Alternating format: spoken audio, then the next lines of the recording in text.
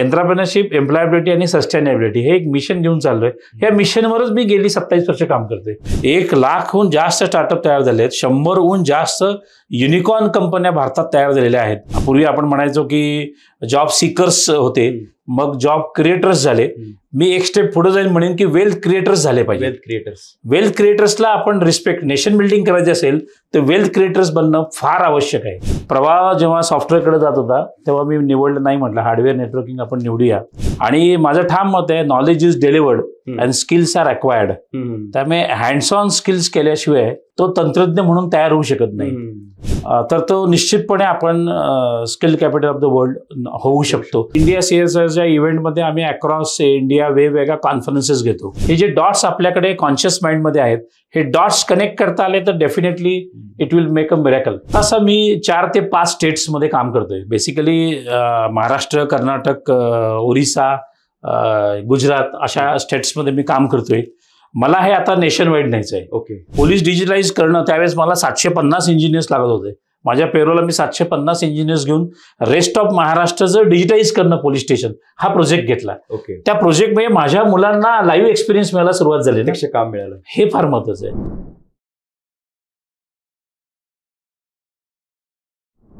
नमस्कार. आज डॉक्टर संजय गांधी आपल्यासोबत आहेत. कौशल्य विकास प्रशिक्षण कार्यक्रम आणि इंडस्ट्रीला हवे असलेले जे तंत्रज्ञ असतात, या सगळ्या गोष्टी भारताच्या इंडस्ट्रीच्या डेव्हलपमेंटच्या, इकॉनॉमीच्या डेव्हलपमेंटसाठी गरजेच्या आहेत.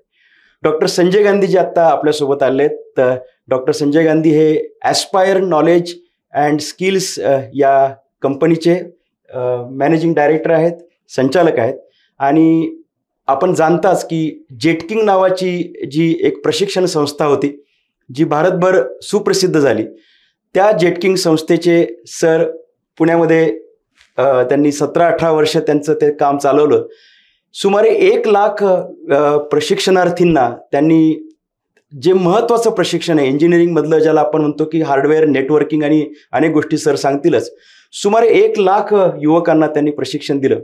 50,000 पेक्षा जास्त युवकांना त्यांनी नोकरी दिली. म्हणजे असं प्रशिक्षण दिलं की ज्याच्यातून नोकरी मिळेल असं तो स्वतंत्र विषय आहे. आणि सध्या त्यांचं जोरदार काम चालू आहे, ते म्हणजे स्टार्टअप्समध्ये 100 पेक्षा जास्त मोठे स्टार्टअप्स सरांच्या माध्यमातून चालू झाले. तर आज आपण डॉक्टर संजय गांधींशी गप्पा मारणार आहोत. नमस्कार सर, तुमचं स्टुडिओत स्वागत. नमस्कार. नमस्कार. नमस्कार सर. तुम्ही हे सगळं करता, हा एवढा उत्साह कुठून येतो? उत्साह असं म्हणाल तर अगदी लहानपणापासून जे नर्चरिंग केलं गेलेलं आहे, आईवडिलांच्या माध्यमातून असेल, बिझनेसच्या माध्यमातून असेल, स्कूलच्या माध्यमातून असेल, तर ती आवडच आहे पहिल्यापासून. आणि त्या आवडीप्रमाणेच मी काम करत गेलो. अजूनही माझा उत्साह तोच आहे. 1997 साली जेव्हा मी ही संस्था चालू केली, तेव्हाचे मेयर आणि जनसेवा फाउंडेशनचे अध्यक्ष, त्यांच्या हस्ते आम्ही 12 जून 1997 पुण्यातल्या जंगली महाराज रोडवर बालगंधर्व चौकात आमची पहिले सेंटर चालू केलं. ते मुळात पुण्याचं सेंटर आहे. हो, जंगली महाराज रोड. तो उद्देशच तो होता की त्यावेळेस असं म्हणायला जायचं की हार्डवेअर नेटवर्किंग हे सबबमध्ये शिकवलं गेलं पाहिजे, टेक्निशियन टाईपचा जॉब आहे, असं सिलिकॉन व्हॅलीमध्ये चालू शकत नाही. अच्छा. तर मी निर्णय घेतला, नाही, करायचं तर बेस्टच. आणि त्यामुळे पुण्यातला जो heart of the city area आहे तो निवडला आणि तिथेच ते केंद्र चालू केलं. म्हणजे आत्ता जे पुण्याची जी सॉफ्टवेअर इंडस्ट्री आहे किंवा त्याला कनेक्टेड असोसिएटेड इंडस्ट्री आहे, त्याच्यामध्ये तुमचे बरेच शिष्य त्याच्यात काम करत असतील. हो हो. इनफॅक्ट तुम्हाला सांगायला आवडेल, 92ला जेव्हा मी इंजिनियर म्हणून बाहेर पडलो पुणे विद्यापीठात, तेव्हा जो ट्रेंड होता तो सॉफ्टवेअर इंजिनिअरिंगचा होता. मला फार इझिली होतं. सुरुवात चांगली होती की सॉफ्टवेअर करायचं, बाहेर जायचं, शिकायचं, नोकरी करायची, एक चांगलं लाईफ जगायचं असं निश्चित झालं असतं. परंतु निर्णय तसा नव्हता. निर्णय प्रवाहाच्या उलट जाण्याचा पहिल्यापासूनचा जिद्द होती. त्यामुळे मी प्रवाह जेव्हा सॉफ्टवेअरकडे जात होता तेव्हा मी निवडलं नाही, म्हटलं हार्डवेअर नेटवर्किंग आपण निवडूया. करेक्ट. कारण की 92 ते 97 हा जो माझा जो जॉबचा कालावधी आहे, त्या कालावधीमध्ये मला ह्या बऱ्याच कल्पना सुचल्या आणि मी त्या पद्धतीनं मग हे सेंटर चालू केलं जंगली महाराज रोडवर. Okay okay. म्हणजे जसं सॉफ्टवेअर महत्वाचं आहे तसं हार्डवेअर त्याला सपोर्टिंग लागणारच आहे. आणि जेव्हा आपण त्यातले तंत्रज्ञ तयार करू, कारण बरेच वेळा इंजिनिअरिंग कॉलेजमध्ये असं काही प्रशिक्षण इतकं दिलं जात नाही की तो लगेचच तिथे एम्प्लॉयबल होईल? नाही, निश्चित नाही. हीच तर गॅप होती की जेव्हा आपण फॉर्मल एज्युकेशन मधनं डिग्री घेतो तेव्हा स्किल्सचा विषय तेवढा आता जेवढा आहे तेवढा त्या 97 साली एवढा स्किल्सचा विषय नव्हता. आणि माझं ठाम मत आहे, knowledge is delivered and skills are acquired. त्यामुळे हँड्स ऑन स्किल्स केल्याशिवाय तो तंत्रज्ञ म्हणून तयार होऊ शकत नाही. तर ही जी निश गॅप होती, ह्या गॅपवर म्हटलं आपण काम करूया. आणि साधारणतः 50 कम्प्युटर मागे एक इंजिनियर लागतोच. बरोबर. पहिलं म्हणजे एक मिथ होतं, हार्डवेअर इंजिनियर म्हटलं की टेक्निशियन सारखा जॉब असणार, स्क्रूड्रायव्हर असणार, जायचं रिपेअर करायचं, असं एक मिथ होतं ते. तर ते पहिलं मला लोकांना सांगावं लागलं. म्हणजे आमच्या एजन्सीजला मी पहिलं सांगितलं हे क्लिअर करा लोकांना की हार्डवेअर नेटवर्क इंजिनियर म्हणजे काय. बरोबर. मग त्या एजन्सीजनी हार्डवेअर नेटवर्क ही भानगड तरी काय आहे अशा टाईपचे बथे, अशा टाईपचे आर्टिकल्स पेपरात दिले आणि लोकांना पहिलं समजून दिलं की it is not a job of a technician, it's a engineer. So आम्ही त्याला इंजिनियर म्हणायचो. बरोबर. आणि त्यामुळे तो बाय डेजिग्नेशन इंजिनियर असायचा आणि तिथेच फरक पडायचा. त्याच्या सॅलरीमध्ये, त्याच्या इन्कममध्ये, त्या ह्याच्यामुळेच फरक पडला आणि तेच शेवटपर्यंत धरून बसलो. पण मग जे कॉलेजमध्ये शिकवलं जाणारं प्रशिक्षण असतं ते प्रॅक्टिकल्स असतात आणि तुम्ही याच्यात काय फरक ठेवला? तर फरक असा आहे बघा की स्किल्स हे प्रत्येकाने करावं लागतं. म्हणजे आपण साधारण एक एक्झाम्पल घेऊया. समजा 1 रुपयाचा कॉईन आहे, रोज प्रत्येक जण बघतोय, बरोबर आहे. पण ते मी सांगतो मुलांना 1 रुपयाचा कॉईन मला तो काढून दाखव, बरोबर आहे. मग तो विचार करत बसतो डॉट कुठे आहे, सत्यमेव जयते कुठे आहे, भारत कुठे आहे. तर डू इट युअर सेल्फ, या थिअरीवर आम्ही हे कन्सेप्टवर हे काम चालू केलं की प्रत्येकाने प्रत्येकाचं केलं पाहिजे, जे कॉलेजमध्ये शक्य नाहीये. आणि इन्स्टिट्यूशनल लेवलला हे निश जी आहे की प्रोफेशनल गॅप जी आहे, जे कंपनीला हवं आहे ते स्किल सेट जर आपण देऊ शकलो तर काम परफेक्ट होणार. बघा, एखादी गाडी आहे मध्ये बिघडली तर तो गाडीवाला कोणतरी येतो, इंजिनियर, तो रिपेअर करतो आणि तो जातो, त्याला पैसे विचारतो, आपल्याला 500-700 रुपये देतो आणि तो आपण त्याला विचारतो का तू गोल्ड मेडलिस्ट आहेस का, तू कुठल्या डिग्री घेतली आहेस, तू कुठल्या विद्यापीठाचा आहेस, तुला हे काम करता येते का, येत असेल तर कर, हे पैसे घेणे मुका हो. तर ते जे स्किल्स आहे ना हे इम्पॉर्टंट आहे बघा. म्हणजे सरांच्या माध्यमातून अशा इंजिनियर्स पण सोडा, 12वी वाल्यांना पण तुम्ही हे प्रशिक्षण दिलं. अगदी. आणि त्यांना इंडस्ट्रीला हवे तसे ते मंडळी त्यांना तुम्ही केले आणि त्यांना जॉब दिले. आता आजच्या काळामध्ये शासन किंवा हे सगळे लोक बोलतात की स्किल इंडिया किंवा स्किल असं विषय, तुम्ही हे 97 पासून करताय. हो. आणि म्हणून मला वाटतं तुम्हाला राजभवनमध्ये माननीय राज्यपालांच्या हस्ते पुरस्कार दिला, स्किल इंडिया आयकॉन म्हणून एक पुरस्कार. स्किल इंडिया आयकॉन हा पुरस्कार सरांना मिळाला. हो हो. जवळ 27-28 वर्षांचं तुमचं आतापर्यंतचं कार्य आहे. हो हो. ओके. आता हे एक तो अध्याय पूर्ण झाला. बरोबर आहे. मला असं वाटतं की ते तुमची एक फर्स्ट इनिंग जी होती, जी जेटकिंगच्या माध्यमातून होती आणि पुण्याचंही नाव तुम्ही भारताच्या जगाच्या नकाशावरती, ज्याच्यामध्ये हार्डवेअर नेटवर्किंग आणि तुम्ही सर्टिफिकेशन देखील याच्यामध्ये ते तुम्ही घेऊन गेलात. तुम्ही जसं म्हणता जगाच्या नकाशाला, अगदी खरं आहे. कारण की आता बरेच माझे इंजिनियर्स किंवा बरेच माझे एम्प्लॉईज हे चांगल्या मुद्द्यावर अक्रॉस द वर्ल्ड काम करतायत. ओके. हा, म्हणजे अतुल पाटील डिलॉइट मध्ये काम करतोय, सचिन दावडेकर काम करतात, अशी बरीच लोक आहेत जे आउट ऑफ इंडिया आहेत. नावं घेतली तर प्रचंड नावं तयार होतील. आणि म्हणूनच मी काय करतो, दर मॅक्झिमम वेळेस एक्स एम्प्लॉईज कसे माझ्यासोबत येतील, कसं नॉलेज शेअरिंग होईल, ह्याचा निश्चितपणे प्रयत्न करत असतो. म्हणजे माझी विद्यार्थी मेळा हल्ली जे म्हणतात आणि फोटो काढतात, हो हो, तुम्ही मात्र ते जोडतात. आम्ही जोडतोय. अच्छा. ओके. कारण हे जोडण्याचाही फायदा असेल की त्यांच्याही काही इनपुट्स तुमच्या नवीन विद्यार्थ्यांना किंवा हो हो, त्यांचा प्रचंड फायदा होतो. आज काय चाललंय, कुठल्या पद्धतीने, कुठल्या टाईपचे प्रोजेक्ट्स आहेत, कुठल्या टाईपचे स्किल्स रिक्वायर्ड आहेत, त्यासोबत तुम्ही राहणं फार गरजेचं आहे. ते जे तंत्रज्ञान आहे ते एवढं बदलत राहते ना की आपण त्याच्यासोबत राहणं फार गरजेचं आहे. आता ते एका वेगळ्या म्हणजे वेबफॉर्मच्या शेवटच्या म्हणजे ऍडव्हान्स याच्यावर काम करतात ते लोक. हो हो. त्यामुळे निश्चितच तुमचा त्यांच्याशी संपर्क तुमच्यासाठी देखील एक अपग्रेडेशन, म्हणजे एक प्रकारे तुमची जी सिस्टीम आता काम करते त्यांच्यासाठी असेल. आणि ते तुमच्याकडे मात्र पेरेंटिंगच्या हिशोबानेच ते म्हणजे तुम्हाला मानतात. राईट. तुम्ही ती सुरुवात करून दिली. खरंय. मला अजून एक डॉक्टर संजय गांधी सरांबद्दल सांगायला आवडेल, कारण मी देखील ते वर्तमानपत्रातून वाचले किंवा अनेकदा मी सोशल मीडियावर पाहतो सरांना. न्यू दिल्ली म्हणजे अगदी देशाच्या राजधानीतल्या टॉपच्या व्यक्ती ज्या स्किल्समध्ये काम करतायत, भारतातले जे टॉपचे IT आयकॉन ज्याला आपण म्हणूयात की आयकॉन्स असतील, ज्यांच्या मोठ्या कंपन्या आहेत, सरांचा आणि त्यांचा स्पष्टपणे थेटपणे मैत्रीचा एक संबंध आहे. तुम्ही हे स्किलसाठी देशासाठी काम करायचे हे ठरवलेलं दिसतंय की सगळ्या स्तरांवरती तुम्ही कनेक्टमध्ये आहात? नाही, हो, अगदी. याचं कारण काय मी सांगतो तुम्हाला. भारतात मी स्वतःला असं पकडतो की 3 रिलिजन्स आहेत. एक आहे क्रिकेट. ओके. कुठेही जा तुम्ही, देशाच्या कुठल्याही भागात जा, तुम्ही ईस्ट कडे जा, तुम्ही पश्चिमेकडे जा, दक्षिणेकडे जा, उत्तरेकडे जा, कुठेही जा, तुम्हाला निश्चितपणे क्रिकेट हा खेळ लगेच दिसतो. Stump, bat, ball, score card लावलं की इमिजिएटली, कॉम्पेलिंग स्कोर कार्ड लावलं की इमिजिएटली लोकांची मॅच चालू होते. त्याला कुठले नेम बिम शिकवावे लागत नाही. दुसरा रिलिजन मला म्हणता येईल बॉलिवूड. बॉलिवूडबद्दल प्रत्येकाला काही ना काही कल्पना असतात, काही ना काही गोष्टी त्यांना माहिती असतात आणि त्या पद्धतीने ते सगळ्यांपर्यंत पसरलेलं आहे. तिसरं म्हणेन मी स्किल हे तिसरं रिलिजन आहे. कारण जगामध्ये जर आपल्याला कॅपिटल ऑफ द वर्ल्ड असं skill capital of the world व्हायचं असेल, जसं आपले ऑनरेबल प्राईम मिनिस्टर नेहमी सांगतात, तर त्या याला करण्याकरता निश्चितपणे आपण स्किलला त्या पद्धतीने बघितलं पाहिजे, तशा पद्धतीने रिस्पेक्ट दिला पाहिजे, सगळ्या सोसायटीने स्टेटस दिलं पाहिजे त्याला. तर तो निश्चितपणे आपण skill capital of the world होऊ शकतो. ज्या पद्धतीचा डेमोग्राफिक डिव्हिडंड आहे, 18 ते 35 या वयोगटामध्ये आता 65% आपलं पॉप्युलेशन आहे 114 कोटीपैकी. त्यामुळे हा जो भरमसाठ सप्लाय जो आहे, याला जर आपण प्रॉपररित्या कौशल्य पूर्ण करू शकलो तर निश्चितपणे आपण जगामध्ये जसं आपण म्हणतो सुपर देश बनावा किंवा मोठा डेव्हलप्ड कंट्री बनावी असं जे म्हणतो, सुपर पॉवर म्हणतो, ते करण्याकरता हे स्किल फार गरजेचं आहे.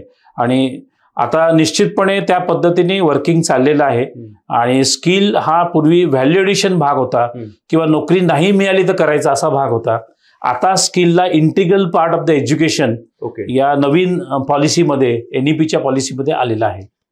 NEPचं जे काही त्यांनी मांडणी केली की आम्हाला हे अशा पद्धतीने विद्यार्थी घडावेत असं वाटतंय, तर तुम्ही सिमलेसली ते कसं करून घेतलं की तुमचं आता प्रशिक्षण जे आहे भारत सरकारच्या वतीने देखील अनेक योजनांमध्ये तुम्ही असता? हो, हे फार गरजेचं आहे. पण ऑलरेडी प्लॅटफॉर्म त्यांनी बनवलेला आहे.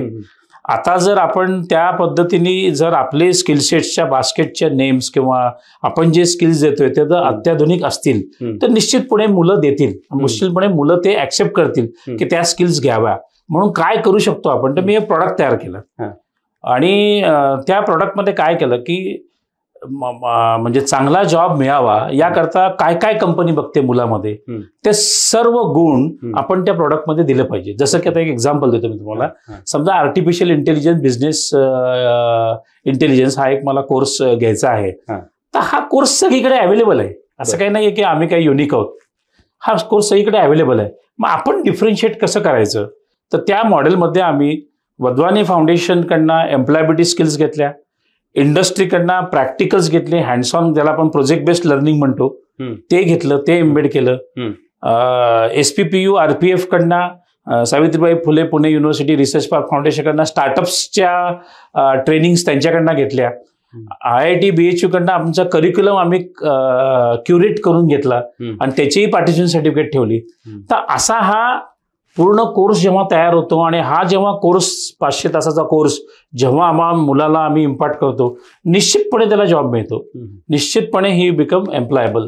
हेच मी धोरण जेटकिंग JM रोडला जेव्हा मी काम करायचं तेव्हा मी हेच केलं होतं की आपला एक्झिस्टन्स हा चांगले जॉब देतो म्हणून आहोत. मग चांगले जॉब देण्याकरता काय करावं लागतं, त्या सर्व गोष्टी आम्ही तिथे केल्या. हे तुम्ही आता ॲस्पायरच्या अंडर हे सगळं करता? आता आम्ही ॲस्पायर काय झालं, बरं झालं तुम्ही प्रश्न विचारलात. माझ्या मते आपण चेंज हा जो मूलभूत गुणधर्म आहे तो ऍक्सेप्ट स्वीकारला पाहिजे. 97 ते 2014 पर्यंत मी जेटकिंगच्या माध्यमातून कम्प्युटर हार्डवेअर अँड नेटवर्किंग या गोष्टी शिकवायचो. एक निश सेगमेंटवर काम करायचो आणि 10,000हून जास्त मुलं माझी नेटवर्क सिक्युरिटी या फील्डमध्ये आता काम करतात. मग you say any company you will find 10,000हून जास्त मुलं माझी आता पुण्यामध्ये काम करतात या पर्टिक्युलर फील्डमध्ये, नेटवर्क सिक्युरिटीमध्ये.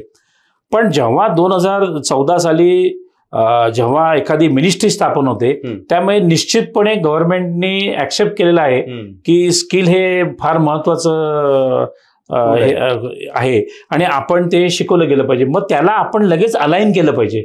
त्याच्यापासून मी बाहेर नाही राहू शकत. म्हणून मी प्रथम 2014ला जेव्हा मिनिस्ट्री आली त्यानंतर मी NHDCचं पार्टनर झालो. त्या पार्टनरशिप नंतर स्किल हा फक्त हार्डवेअर नेटवर्किंग ह्या मर्यादित न राहता तो टेलिकॉम मध्ये गेला. टेलिकॉम मध्ये ऑप्टिकल फायबर टेक्निशियन आहे, मोबाईल हँडसेट रिपेअरिंग आहे, अशा टाईपचे कोर्सेस झाले. इलेक्ट्रॉनिक्स मध्ये गेला, VLSI डिझाईन इंजिनियर आहे, VLSI एम्बेडेड सॉफ्टवेअर इंजिनियर आहे. अशा टाईपच्या कोर्सेस मधना 5G मधना इव्हन रिटेलमध्ये आम्ही गेलो, आम्ही ब्युटीमध्ये गेलो. अशा अनेक टाईपच्या स्किलसेट्स आम्ही सर्व 360 डिग्रीजमध्ये चालू केलं आणि जेणेकरून समाजाच्या अगदी बॉटम ऑफ पिरॅमिड ज्याला आपण म्हणतो तिथपर्यंत जाऊन आम्ही ट्रेनिंग चालू केलं. पूर्वी आम्ही शहरात ट्रेनिंग देत होतो, आता आम्ही तालुका पातळीवर जाऊन पण ट्रेनिंग चालू केली, सेंटर्स चालू केली आणि ते ट्रेनिंग चालू केली. आता तुम्हाला संस्था ज्या जोडलेल्या आहेत, म्हणजे संस्था म्हणजे भारत सरकारच्या किंवा केंद्रीय स्तरावरच्या त्या, जसं तुम्ही आता NHDCचा उल्लेख केला, हो तसं तुम्ही आता काही सिलेबस हे तुमचे करून घेतले ते राष्ट्रीय स्तरावरच्या कंपनी. करेक्ट. तसं तुम्ही विविध व्यक्तींनाही जोडलेलं असताल, म्हणजे या क्षेत्रात काम करणारे. आतापर्यंत तुमच्या कुणासोबत अशा ज्याला म्हणताल की मेंटॉरिंग किंवा जे तुम्हाला सपोर्ट करतायत? नाही, मेंटॉरिंग म्हणाल तर भरपूर जणांनी मेंटॉरिंग केलं. तुम्ही एक मेंटॉर होऊ शकता. प्रत्येकाकडनं मी काही ना काहीतरी शिकत असतो. टेक्निकल फील्ड वाईज म्हणालात तर बरेच मेंटॉर्स वेगवेगळ्या हुद्द्यावर काम करतायत. As a CEO, sector skill CEO असतील, NHDCचे सिनियर पदाधिकारी असतील, माझ्या जर्नीमधले बरेच मेंटॉर्स आहेत. विवेक वेलणकर आहेत, दीपक शिकारपूर आहेत, तुम्ही स्वतः आहात. अशा अनेक पुण्यामधले पण बरेच जण आहेत. प्रिन्सिपॉल्स आहेत, व्हाईस चान्सलर्स आहेत, काही इन्स्टिट्यूशन्स आहेत, काही मोठ्या IT कंपन्यांची लोक माझ्यासोबत आहेत, मार्गदर्शक आहेत. तर प्रत्येकाकडनं आपण काहीतरी शिकायला पाहिजे. तुम्ही यांच्याशी जोडलाय, म्हणजे मला हे म्हणायचं की तुम्ही आता तुमच्याकडे तुमचे जे बेनिफिट्स आहेत ते तुमच्या प्रशिक्षणार्थींना तसे पद्धतीने मिळतील. हो, कारण हे तुम्ही डायरेक्टली त्यांच्याशी असोसिएटेड. अगदी. आता कसं असतं, समजा मी इंडिया CSRचा ऍडवायझर आहे, तुम्ही PMAचा पुणे मॅनेजमेंट असोसिएशनचा व्हाईस प्रेसिडेंट आहे, CTMSचा मी मेंबर आहे किंवा काही कॉलेजच्या ऍडवायझरी बोर्ड्सवर आहे. तर या सगळ्या यातना जे नॉलेज शेअरिंग होतं या प्रत्येकातनं आपण काहीतरी शिकत असतो. समजा इंडिया CSRच्या इव्हेंटमध्ये आम्ही अक्रॉस इंडिया वेगवेगळ्या कॉन्फरन्सेस घेतो. त्या कॉन्फरन्सवर आम्ही वेगवेगळे विषय मांडलेले असतात. तेव्हा CM कर्नाटकात गेलो तर कर्नाटकाचे CMs आणि काही बेस्ट कंपन्यांचे डिग्निटरीज CXO लेवलचे लोक येतात. तेव्हा तुम्ही त्यांच्याशी बोलता. त्यावेळेस आपल्याला कळतं की काय चाललं आहे, कुठल्या कमतरता आहेत, कारण जॉब असंख्य आहेत. प्रॉब्लेम असा आहे की तो मुलगा एलिजिबल होत नाहीये, त्या पर्टिक्युलर स्किल्स त्याच्याकडे मिस आहेत. तर हा ब्रिजिंग जो प्रकार आहे ना, तो ब्रिजिंग आपल्याला करावा लागतो. मग याला एलिजिबिलिटी काय, म्हणजे इंजिनिअरिंगचं असं नाहीये ना? असं नाहीये ऍक्च्युली, असं नाहीये. एनी ग्रॅज्युएट तो ग्रॅज्युएशन करणाराला पण नक्की जॉब मिळतो. पण ग्रॅज्युएट झाला असं डेफिनेटली त्याला एक चांगल्या हुद्द्यावर पटकन एंट्री मिळून जाते. पण आता तुम्ही कसं कनेक्ट करताय? एका बाजूला कौशल्य विकास विभाग आहे केंद्र सरकारचा आणि दुसऱ्या बाजूला महाविद्यालयात शिकणारे विद्यार्थी. फॉर एक्झाम्पल एक सायन्सचं किंवा कॉमर्सचं कॉलेज आहे, तर तिथे तुम्ही या विद्यार्थ्यांसाठी काही करू शकता का? करतोय, इनफॅक्ट मी करतोय. म्हणजे आता अमरावतीमधले काही आर्ट्स कॉमर्स सायन्स कॉलेजेस आहेत किंवा असंख्य भागात काही आर्ट्स कॉमर्स सायन्स कॉलेजेस आहेत.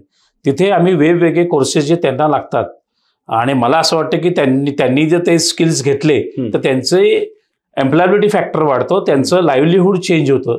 म्हणून आम्ही मीडिया अँड एंटरटेनमेंटचे काही कोर्सेस, काही फायनान्सचे कोर्सेस, काही रिटेलचे कोर्सेस हे संपूर्ण आम्ही आर्ट्स कॉमर्स सायन्स कॉलेजलाच घेतो. याला फी काय असते, शुल्क काय? नाही, नॉर्मली मी काय करतो की आता गव्हर्नमेंट एवढ्या मोठ्या प्रमाणात बजेट तयार केलेले असतात की आपण ते बजेट त्या कोर्सेसला अलाइन्स करायचे आणि मुलांकडनं पैसे नाही घ्यायचे, कॉलेजलाही बर्डन नाही द्यायचं आणि ते ट्रेनिंग इम्पार्ट करायचं. म्हणजे अशा प्रकारे सिमलेसली त्याच्या कोरिक्युलम मध्ये आमचं कंटेंट जातं, जेणेकरून तो अकॅडमिक कॅलेंडरमध्ये तो तास गणला जातो. जसं तो म्हणजे विद्यापीठाने सांगितलेलं की तू शिकलं पाहिजे, त्याला एवढे क्रेडिट्स आहेत. त्यातला भाग तुम्ही एक आदर्श पद्धतीने शिकवताय जो इंडस्ट्री कनेक्ट मध्ये असेल, त्याला उद्योजक बनवू शकेल स्टार्टअपसाठी. खरंय. आणि त्याच्यामध्ये त्याला स्वतंत्रपणे काही करावं लागणार नाही. त्याला स्वतंत्रपणे करावं लागणार. ही खूपच मोठी गोष्ट आहे. आणि खरंच स्कीम्स खूप आहेत. म्हणजे मला सांगायला आवडेल, प्रधानमंत्री कौशल विकास योजना प्रत्येकाला माहिती आहे. दीनदयाळ उपाध्याय कौशल विकास योजना आहे. इलेक्ट्रॉनिक सिस्टीम डिझाईन मॅनेजमेंट विषय आहे. PM दक्ष नावाची स्कीम आहे. प्रमोद महाजन नावाची आपल्या स्टेट लेवलला पण स्कीम आहे. अनेक स्कीम्स आहेत. हुशारीनी ट्रेनिंग पार्टनर्सनी त्या पर्टिक्युलर स्किल्स जे कोर्सेस आहेत त्याला थोडंसं मॉडिफाय करायचं, त्याला इंडस्ट्रीकडनं इनपुट्स घ्यायचे. जसं की आमच्याकडे एव्हरी शनिवार, एव्हरी सॅटर्डे इव्हिनिंग 4 to 5 इंडस्ट्रीमधला रिप्रेझेंटेटिव्ह येतात CXO लेवलचे, आणि आयलीड टॉक शो म्हणून आम्ही घेतो.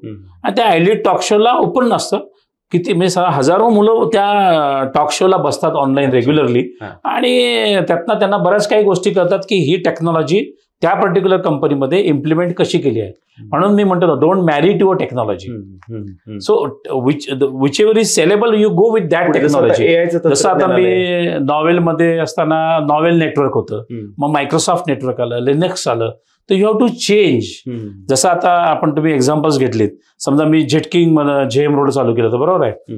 मी 2014 साली इमिजिएटली ॲस्पायरचे स्किल डेव्हलपमेंट सेंटर चालू केले.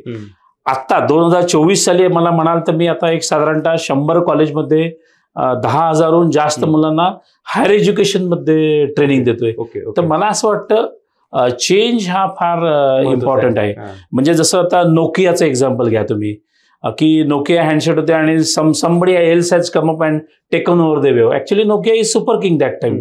But somebody else has come, Samsung, Apple, and they have come, touch screen आले आणि फटकन तो टेक्नॉलॉजी चेंज झाली. पेजरची टेक्नॉलॉजी मोबाईलने घेतली.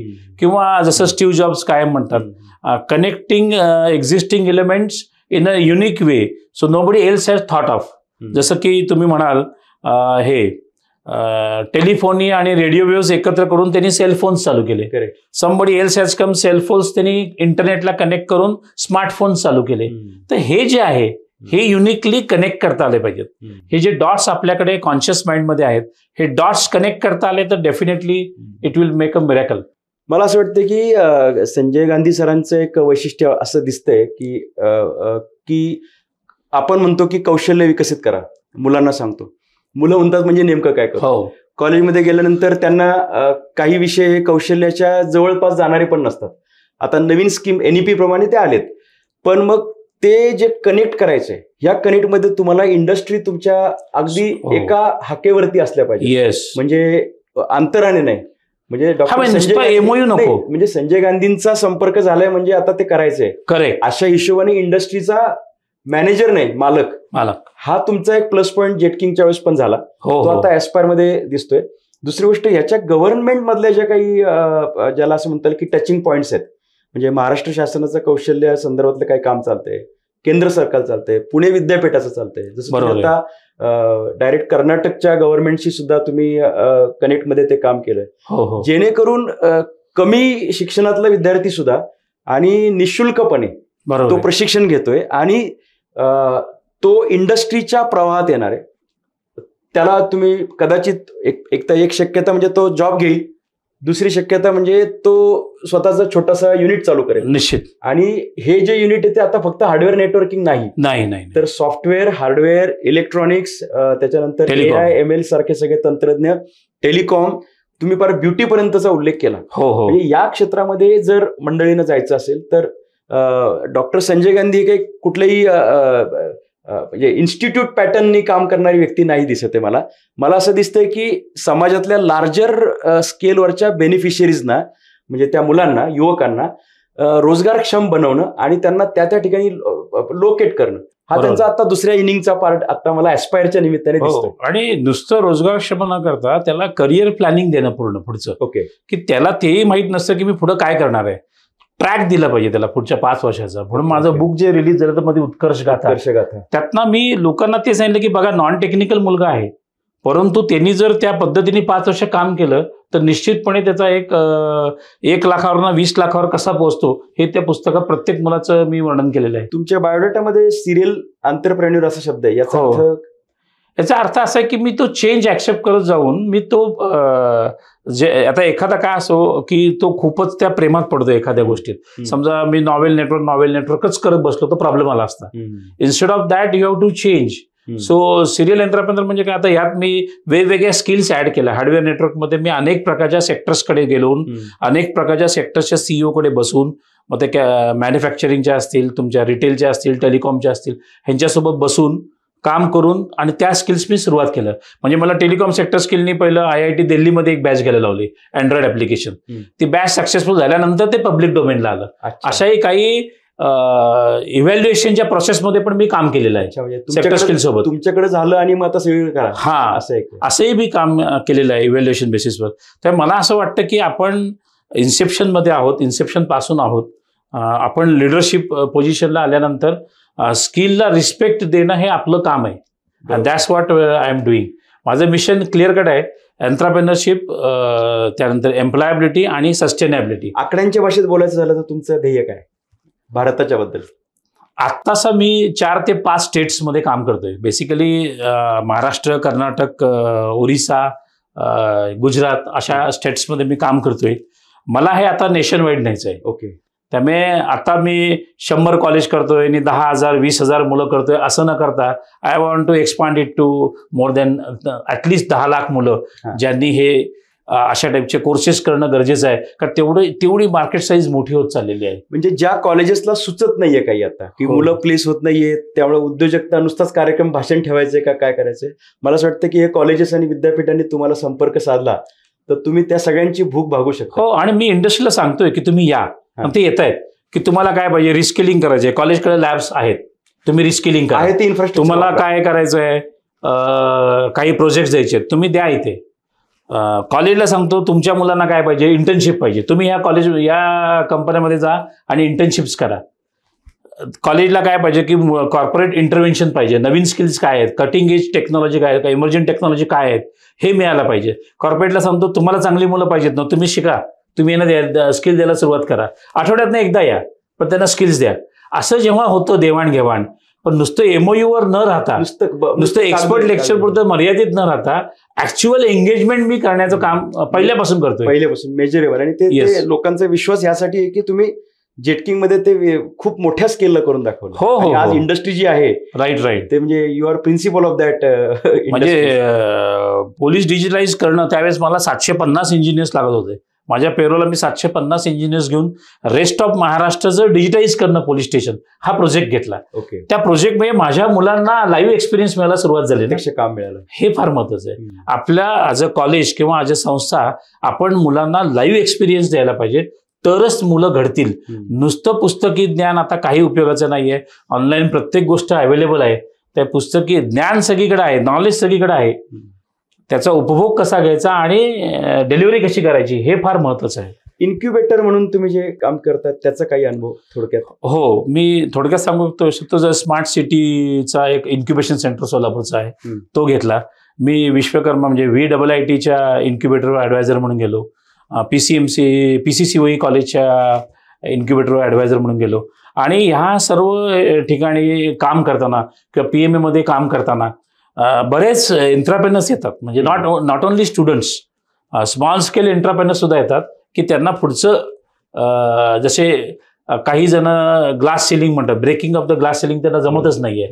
तर त्या केसेसमध्ये आमच्यासारखे लोक येऊन त्यांना तो पुढचं मार्गदर्शन करतात, त्यांना बिझनेस प्लॅन बनवून देतात, जेणेकरून पुढच्या 5 वर्षापर्यंत तो जर 1 कोटीमध्ये अडकला असेल तर तो 20 कोटीपर्यंत कसा जाऊ शकतो हा मार्ग त्याला दाखवला जातो. एका बाजूला तो एक वर्ग आहे की ज्यांना तुम्ही जरासा अप्पर वर्ग आहे म्हणजे वयाच्या वर्षात. दुसरी गोष्ट समजा कॉलेजमधली समजा तुम्हाला 10,000 मुलं म्हणाली की आम्हाला उद्योजक व्हायचे, ऍस्पायर किंवा संजय गांधी आम्हाला करतील का, याचं उत्तर तुमच्याकडे काय राहील? निश्चित हो असेल, कारण की एवढी इन्क्युबेटर सेंटर्स आहेत माझ्या नेटवर्कमध्ये. आता 100हून जास्त स्टार्टअप्स मी ऑलरेडी करतोय. साऱ्या इन्क्युबेटर्समध्ये आपण त्यांना इन्व्हॉल्व्ह करून घेऊ शकतो ॲज अ इन्क्युबेटी, आणि within a years time he can become his on startup. Okay, म्हणजे तुमच्या कारण त्याला आयडिओलॉजी असते, त्याचं मार्केट लिंकेजेस असतं, त्याला लिगल फॉर्मॅलिटी असतात, त्याला स्वतःला कळत असतं ही आयडिया खरंच चांगली आहे का, मार्केटला जाऊ शकते का, ह्या सर्व गोष्टी आपण त्या इन्क्युबेशन मधून त्याला मार्ग देऊ शकतो. तुम्हाला 2 गोष्टी मला वाटतं जास्त सपोर्ट करतायत. म्हणजे ऍडिशन टू दॅट तिसरी गोष्ट म्हणजे तुमचा आधीचा अनुभव तर आहे. हो, आणि आधीचे ब्लेसिंग आहेत तुम्हाला अनेक युवकांचे. 2 म्हणजे एक म्हणजे गव्हर्नमेंट अलाइन ज्या सगळ्या योजना आहेत त्याच्याशी तुम्ही संलग्नपणे काम करताय. हो, आणि दुसरी म्हणजे इंडस्ट्रीचा थेट टायअप. येस, कारण गव्हर्नमेंट अलाइन फार राहणं गरजेचं आहे, कारण का फंडिंग हा मोठा विषय असतो. कॉलेजमध्ये त्यांनी एवढी ऑलरेडी फी भरली की त्यांच्याकडनं परत फी घेणं काय पॉसिबल नाही. हे सगळं निःशुल्कपणे, निःशुल्कपणे, आणि तुम्ही इन्फ्रास्ट्रक्चर कॉलेजचं वापरताय. कॉलेजच्या, मग कॉलेजवाले खुशच होणार. येस कारण कॉलेजचे इन्फ्रास्ट्रक्चर त्या युसेजचे त्यांनाही त्यांचं फंडिंग शेअरिंग मिळतं. त्यामुळे माझ्या अंदाजे हे विन विन मॉडेल आहे. Win win situation. आणि हे विन विन मॉडेलनी जर आपण काम केलं त्याचं एक्सपान्शन अगदी सहजगत्या होऊ शकतं. म्हणजे मी जे व्याख्यानं सांगतो की गरीब गरजू होतकरू विद्यार्थी, त्याला कोणीतरी मदत केली पाहिजे. बरोबर आहे. त्याला फायनान्शियल बर्डन नको आणि लगेच आउटपुट आलं पाहिजे, ते तुम्ही करून देताय. अगदी अगदी. ऍस्पायरच्या माध्यमातून डॉक्टर संजय गांधी यांचं काम आता एक वेगळ्या सेकंड इनिंग म्हणजे ती ऑलरेडी चालू झाली आणि ते देशभरातल्या काही राज्यांमध्ये चालू आहे काम. तर ही खूप चांगली गोष्ट आहे सर. तुम्ही लेखक म्हणून सुद्धा काम केलंय, वर्तमानपत्रात लिहिता. हो, मला आवडतं, लिहायला आवडतं. अच्छा. माझं एक पुस्तक रिलीज पण होईल नेक्स्ट 2-3 महिन्यात. माझ्या अंदाजे एक नवीन पुस्तक रिलीज होईल, छान असेल. ओके. संजय सर, तुम्ही इंडस्ट्रीशी कनेक्टेड आहात असं मी म्हटलं, किंवा मला ते माहिती आहे. माहिती असण्याचं कारण म्हणजे आपल्या काही भेटींमध्ये किंवा वर्तमानपत्रात किंवा सोशल मीडियाला तर नेमक्या कुणाकोणाशी तुमचा संपर्क आहे? चांगला क्वेश्चन विचारला. मी इंडस्ट्रीशी फुल्ली कनेक्टेड आहे, त्याच्यावर भरपूर काम करतोय. मी वेगवेगळ्या फोरम्सवर मी काय करतो, ही जी माझी ओळख आहे, पकडा पर्सिस्टंटचे आनंद देशपांडे सर आहेत, तर त्यांना मी त्या फोरमवर आणतो आणि त्या इंटरव्ह्यूजमधनं नॉर्मली मी स्पीचेस न ठेवता त्यांना सांगतो की आपण जास्तीत जास्त इंटरव्ह्यू पद्धतीने जाऊया, आणि त्यातनं ते ज्ञान माझ्याशी मर्यादित न ठेवता सर्व जणांना ते मिळून जातं. वा. आणि तसं गणेश नटराजनचं सोबत केलेलं आहे, किंवा आनंद देशपांडे सोबत केलेलं आहे, दीपक शिकारपूर सोबत केलेलं आहे, प्रतापराव पवार साहेबांना पण फॉरमवर आणलेलं आहे, किंवा ॲक्सेल पार्टनर्सचे प्रशांतजी आहेत त्यांना आणलेलं आहे. Axle partner is one of the big investor in large startups, त्यांना आणलेलं आहे. असे बरेच जण मी या फोरम्सवर आणतो. कधी कधी इन्स्टिट्यूट्सला पण आणतो आणि त्यातनं मी तो संवाद घडवतो. काही वेळेस सल्लागार पण आहात तुम्ही स्वतः? मी स्वतः सल्लागार पण आहे. मी स्वतः सल्लागार आहे, त्यामुळे माझा रेग्युलर टच आहे.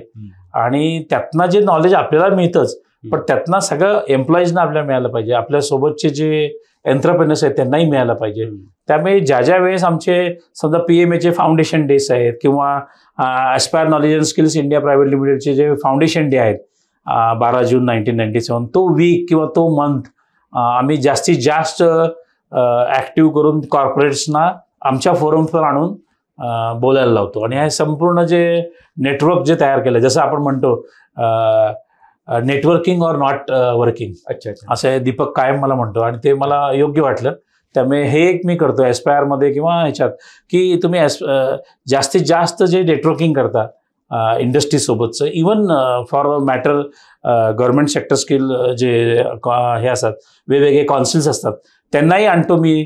त्यांना वेगवेगळ्या कॉलेजला व्हिजिट करतो. जसं कॅपिटल गुडच्या शालिनी सिंग आहेत, कॅपिटल गुडचे पूर्वीचे कर्नल गॅलोट सर आहेत, प्रदीप जसवानी सर आहेत, किंवा सेल्युलर ऑपरेटर असोसिएशन ऑफ इंडियाचे लेफ्टनंट जनरल कोचेस सर आहेत. हे सर्वजण आपल्या फोरमवर आलेले आहेत. मिलिंद कांबे, पद्मश्री मिलिंद कांबे आहेत, किंवा पद्मश्री दादा इदाते आहेत. पद्मश्री आमचे मित्र, माझे गावचे मित्र आणि माझे सल्लागार मनोज जोशी आहेत, किशोर धारिया आहेत. हे सर्व लोक त्यांच्या ठिकाणी उच्चस्थानी पोहोचलेली आहेत. तुमचा इन्स्टिट्यूट त्या इंडस्ट्रीच्या HR वगैरेशी संपर्क हा विषय नाही, तर त्यांच्या म्हणजे मॅनेजिंग डायरेक्टरशी म्हणजे संबंध आहे. हो, ही खूप मोठी गोष्ट. कारण त्याच्या विचारातनं तो जे बघतो ना, ते आपल्याला कळायला पाहिजे. पण त्यांचा तुमच्यावर विश्वास आहे की तुम्ही जे काही समाजाला पाहिजे असलेलं जे तयार करताय ते त्या दर्जाचं आहे. येस. मग हुशार मुलं घेऊनच घडवता का कसं आहे? मला हा मुद्दा आवडला ऍक्च्युली, की काय होतं फॉर्मल एज्युकेशन सिस्टीममध्ये, प्रगती पुस्तकावर मार्क किती पडले त्याच्यावर गणित ठरवलं जातं. की एवढे मार्क आले म्हणजे सायन्सला, एवढे मार्क आले म्हणजे कॉमर्सला, एवढ्या मार्क आले म्हणजे मेडिकलला, इंजिनिअरिंगला. मी ते नाही ठेवलेलं मनामध्ये माझ्या. आणि सुदैवाने माझ्याकडे ॲव्हरेज मुलंच आली. पण मी ॲव्हरेज मुलगा आहे म्हणून त्याला जे काय घडवायचं आहे किंवा त्याची कमतरता काय आहे, मी गावाकडनं आल्यामुळे मला पक्क माहिती आहे. त्यामुळे त्या स्किलसेट्स त्याला घडवून आणतो, ट्रान्सफॉर्म करतो. आणि ती मुलांना अपॉर्च्युनिटीज कमी असतात, ऑप्शन्स कमी असतात, त्याच पर कंपनी मोल्ड होतात, आणि त्यामुळे कंपनी त्यांना इमिजिएटली ॲब्सॉर्ब करते. कारण त्यांना स्किल येतात ना. हा सर्व्हर बंद पडला, रिपेअर करून दाखवतो ना. तो थेअरी करण्यापेक्षा तो प्रॅक्टिकल्स करून दाखवतो ना. त्यामुळे तो इमिजिएटली त्याला ऍक्सेप्ट केलं जातं. आता तुम्ही हे सगळ्यांचं एक कारभारी आहात, प्रमुख आहात, तुम्ही हो. त्याचे दिशादर्शक आहात, दिग्दर्शक आहात. आणि स्वतः तुम्ही किती ट्रेनिंग प्रोग्राम घेतलेत? नाही, हे फार महत्वाचं आहे की स्वतः सारखं तुम्हाला अपग्रेड व्हावं लागतं. तुम्ही कॉन्फरन्सच्या माध्यमातून होत असतात, तुम्ही वेगवेगळ्या स्पीकर्सचे जेव्हा टॉक्स ऐकता, बुक्स वाचता, तेव्हा तुम्ही अपग्रेड होत असतात. माझी शिक्षणाची स्टाईल जास्त अशी आहे की मी मॅक्झिमम ट्रेनिंग अटेंड करतो. मग ते NIS पार्टाचे ट्रेनिंग आहेत, ॲडव्हेंचर ॲटिट्यूड वगैरे, किंवा मी US मध्ये गेलो तो बॉब पाईक क्रिएटिव्ह ट्रेनिंग टेक्निक्स केलं, तर स्टीवन कोवेचं ट्रेनिंग केलेलं आहे, 7 हॅबिट्स 8 हॅबिट्स. त्यानंतर US मध्ये मला पर्टिक्युलरली मिनासोटामध्ये जेव्हा मी गेलो होतो तेव्हा मला एक फिश नावाचं कॉर्पोरेट एम्प्लॉईज करता एक ट्रेनिंग मिळालं. खूप छान ट्रेनिंग होतं. तर माझ्या मते हे ट्रेनिंग तुम्हाला सतत घ्यावी लागणार. असं होणारच नाही की मी झालं आज, मी असं नाही होणार. आणि मग तुम्ही स्वतःही स्पीचेस देता कॉलेजेसमध्ये? हो, या सगळ्या ठिकाणी प्रचंड, माझे 1000 आतापर्यंत स्पीचेस नक्की झाले असतील. कामामुळे कधी कधी काही कॉलेजला नाही म्हणतो मी, किंवा काही ठिकाणी गेस्ट म्हणून जायला नाही म्हणतो, पण येस, मला करायला आवडतं, मला भाग घ्यायला आवडतो. मला बॉटम ऑफ द पिरॅमिडच्या मंडळींना डेव्हलप करायचं, हो, गरजू आहेत त्यांना ताकद द्यायची आणि त्यांना त्यांच्या पायावर उभं करायचं. ती फॅमिली एक उभी राहते याच्यातून. हो हो, अगदी ती आणि जसं CK प्रल्हाद म्हटले की बॉटम ऑफ पिरॅमिड हा जो कन्सेप्ट त्यांनी आणला ऍक्च्युली, तिथपासून मला ते पटलं. ते तुम्ही जर बघितलं असेल, जेव्हा CK प्रल्हाद पुण्यामध्ये आलेले होते त्यावेळेस त्यांनी हा मांडलेलं असे की कनेक्टिंग डॉट्स, जे मी मगाशी म्हटलं स्टीव्ह जॉब्सचं, त्यांनी कनेक्ट केले ते जॉब त्यावेळेस, म्हणजे डॉट्स काढले ते ऑटोमोटिव्ह, सॉफ्टवेअर, पुणे, आणि ती पुण्यातली कंपनी आहे KPIT म्हणून, त्यांनी ते डॉट्स कनेक्ट केले. किशोर पाटील यांनी ती कॉन्फरन्स अटेंड केली ती, आणि today you have seen KPIT at $500 million plus revenue. एवढी मोठी कंपनी तयार झाली. तर मला असं वाटतं की आपण सर्वांनी त्या गोष्टी ट्रेनिंग घेत राहणं, आपल्या सोबतच्या टीमला सारखं ट्रेनिंग करायला लावणं. तसं माझ्या एम्प्लॉईज करता मी कधी प्राची जावडेकरने ट्रेनिंग घेतलंय, कधी आउटबाउंड ट्रेनिंग घेतली आहेत, कधी कधी आम्ही स्टीवन कोवेची ट्रेनिंग घेतलेली आहेत एम्प्लॉईज करता. आपल्या सोबत आपले जे एम्प्लॉईज आहेत त्यांचं सुद्धा अपस्किलिंग झालं पाहिजे, त्यांच्या विचारामध्ये पण बदल आले पाहिजेत, तर तो मुलगा करेक्ट राहील.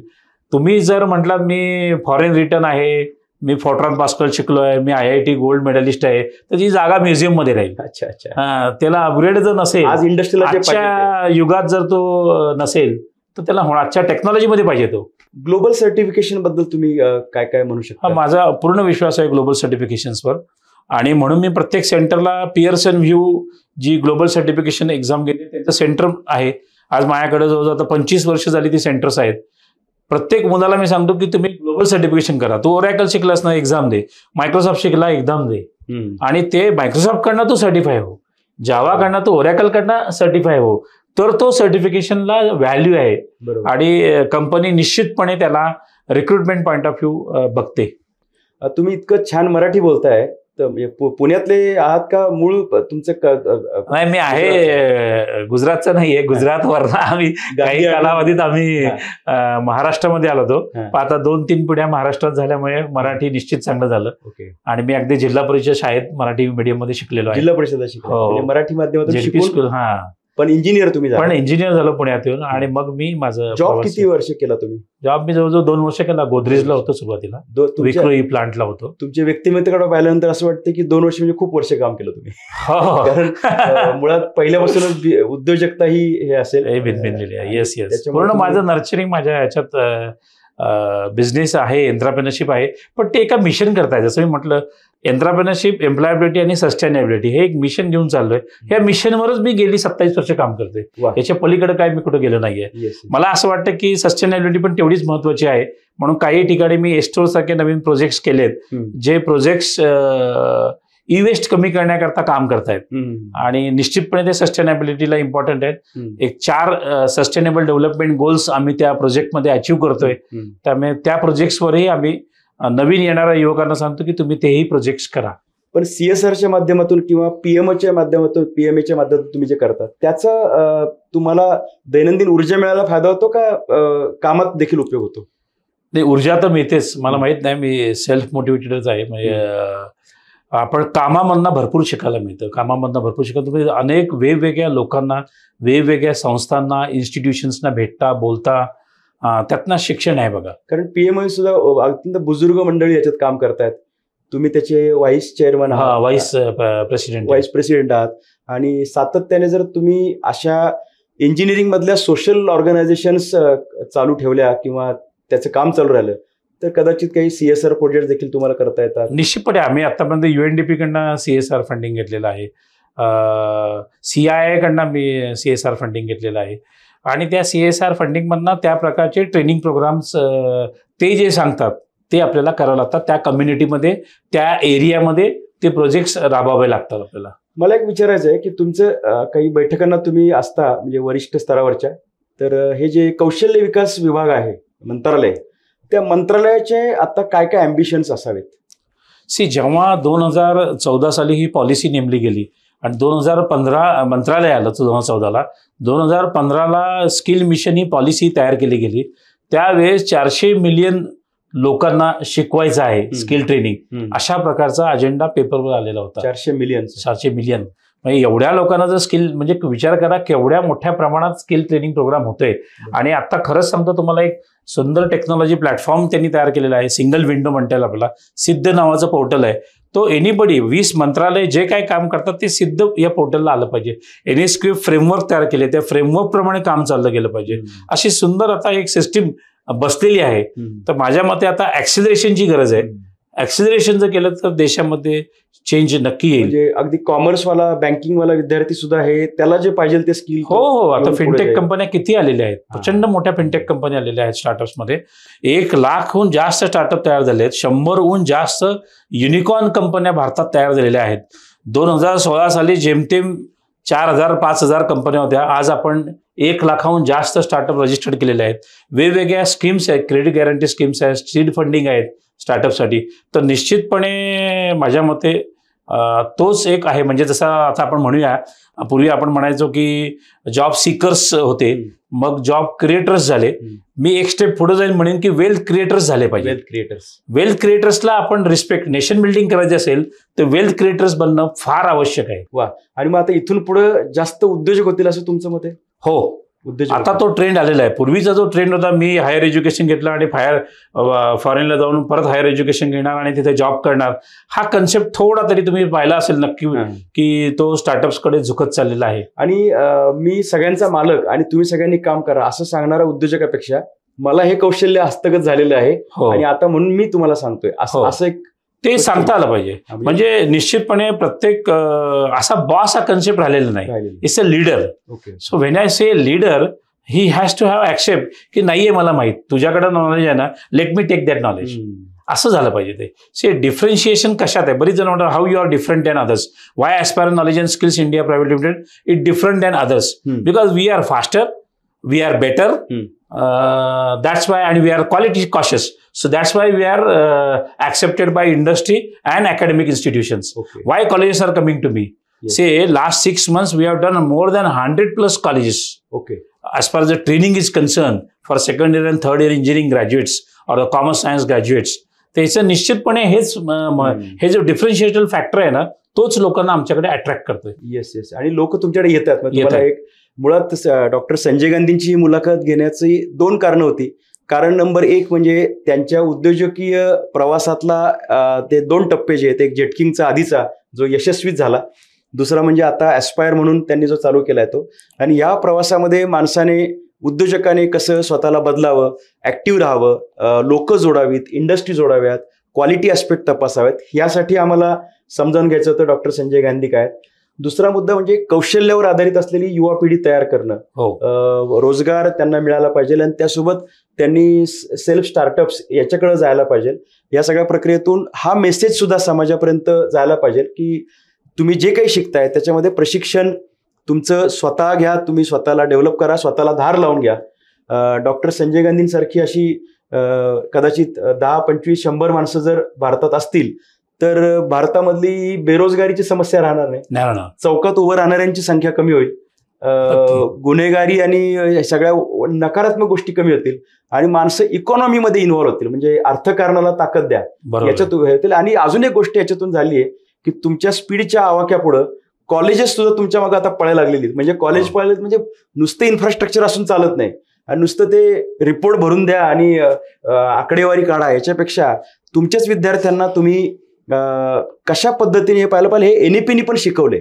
आणि NEP काय किंवा NEP हे आत्ता आलेला कन्सेप्ट आहे. मुळात कौशल्यावरचा कन्सेप्ट तसा अनेक वर्षांपासून आहे, फक्त तो आता बऱ्यापैकी स्पीडनी पळतोय. त्यात तुमच्या सारख्या मंडळींचं खूप मोठं योगदान आहे. हो हो. या गोष्टींसाठी डॉक्टर संजय गांधी आज स्टुडिओमध्ये आले होते. मला असं वाटतं की आपला पुन्हा एकदा संपर्क जर झाला तर वेगळ्या भूमिकेतून दर्शकांशी ते संपर्क साधतील. नक्की. आणि डॉक्टर संजय गांधी तुम्ही आलात याबद्दल मी तुमचे खूप आभारी आहे. आणि तुमचा हा जो उपक्रम आहे की हजारो लाखो लोकांना ताकद देणं, यासाठी तुम्हाला मनपूर्वक शुभेच्छा. धन्यवाद. Thank you so much. थँक्यू.